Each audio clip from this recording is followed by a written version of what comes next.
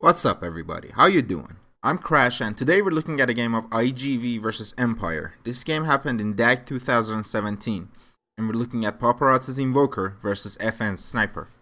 Before we jump into it, let's take a look at the heroes and see what we expect from them in the laning stage. On the Radiant side, we have a Warlock that is a defensive support that's looking to sit behind a Vengeful and just help him farm. For next Assassin, he is pretty useless on the very early level, so he's probably looking to pull or Iron Talon jungle, get some levels and then get active on the map.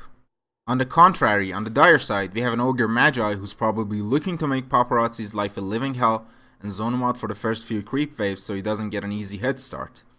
And also we have a Rubik who's probably looking to either pull or gank mid lane when he has free time and the lane is pushed and he doesn't have to zone the Beastmaster.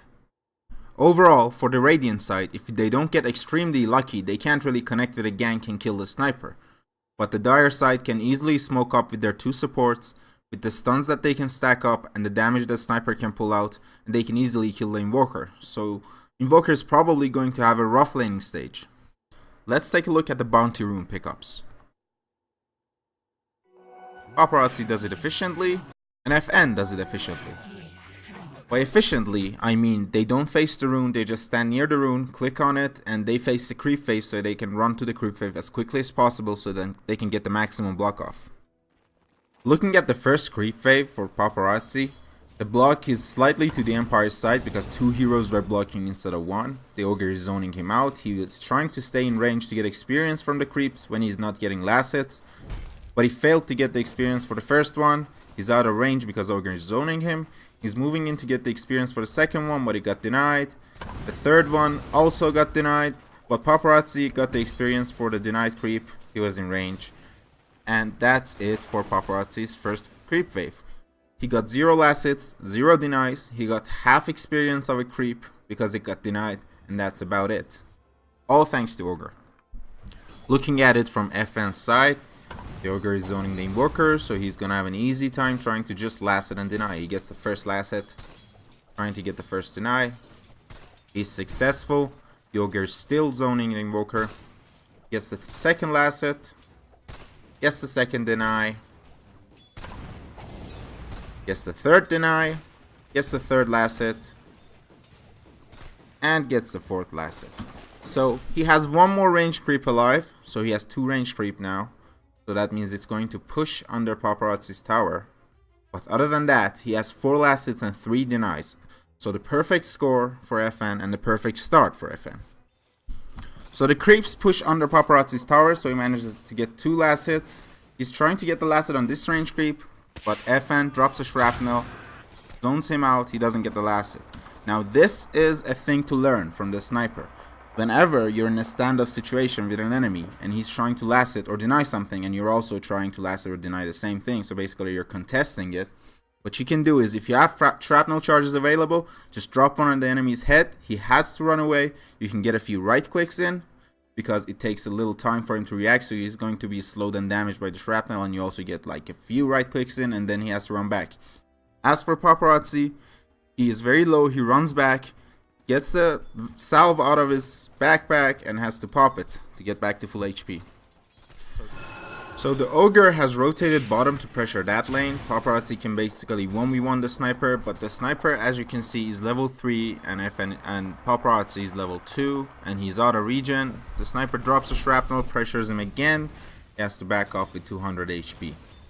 He still has 3 last hits and 3 denies. The Sniper is doing a fine job of playing 1v1 versus the Invoker and putting the pressure on him before he gets strong enough to fight back. Taking a look at the minimap, the Rubik is top lane, the Ogre is missing. Paparazi pops his second salve of the game, goes back into the lane trying to get some farm and experience. He engages with the Sniper, trying to fight him, pops a meteor if the Sniper decides to stay and attack him. The Ogre pops up from the right side, drops the ignite, they get the first blood, and the Rubik, as you can see, has even showed up in the mid lane. At this point in time, Paparazi is in big trouble. If you look at Vengeful Spirit, the Vengeful has already been pressured by the Legion Commander, and well, the Ogre Magi, for half of the duration of the game. and he's already trouble at the bottom lane, so the Warlock cannot really leave him, and the Nyx Assassin is also trying to secure Vengeful's farm. So none of the supports really can sit behind Paparazzi and try and help him, so he has to come back to this lane alone after dying once and go against FN, which is out-leveling him, and the possible ganks of Ogre and Rubik again. As you can see, Paparazzi has communicated his concerns to his team, and the Nyx Assassin, despite being level 2, has rotated middle to help Paparazzi out. It's 3:53, so the Nyx Assassin rotates to pick up the bounty rune. FN is coming in again with a shrapnel and a few right clicks. It's 4 minutes in, it's night time, Paparazzi has no vision, the Rubik shows up from the left side, drops him down, and that is the second death of Paparazzi. At this point in time, Paparazzi has died twice. He doesn't even have a TP to come back to the lane because his TP is on cooldown after TPing back after his first death. He doesn't have any extra items after his starting items, so the lane is pretty much lost, and it is all thanks to the dire supports, which are designed to be aggressive and to shut down mid lane. Paparazzi walks back to the lane, gets a creep wave's worth of last hits and farm, but what happens next is they find the dire ward in their jungle. Now take a look at the minimap. The troll is constantly pushing top lane in, keeping Beastmaster in the lane, and also giving Rubik the freedom to do one of these two things. Either he can pull and get golden XP, or he can just rotate around, gank bottom or gank middle. The Ogre is also floating around mid lane, and even though the Radiant has a ward there, and they see the constant presence of Ogre, they cannot really do anything about it. The Legion Commander is also missing from the bottom lane, so there's no saying that if he's not smoke ganking mid lane after getting a level 6 and duel online. So what Paparazzi decides to do, after getting the D ward, he decides to rotate to the jungle, and basically he sends the Nyx Assassin to the mid lane to get some XP and gold, and he is trying to recover from the jungle. After almost a minute of jungling, Paparazzi finally has that camp almost down. He sees the double damage with a ward. He goes to pick it up, but the Legion Commander shows up, picks up the rune. The rune is denied to Paparazzi. He runs back into the jungle, trying to complete his camp. What happens is the Legion Commander moves onto him, doesn't even let him finish farming. Paparazzi has to run back to his tier 2, even his tier 1 is not safe. As you can see, the Ogre is there, the Legion Commander is there, so the Dire team has made it their objective to shut down Invoker and keep him shut down. So let's summarize this laning stage. Paparazzi's 11 last hits against FN's 38. Paparazzi is level 4. FN is level 5. Paparazzi has 1.2k net worth against 3k of FN. So the mid lane was pretty much won by the Dire, but it was off the back of the support rotations, not exactly the Sniper himself. Sniper is a very strong laner from minute 0, but Invoker really gets stronger after level 4 and 5.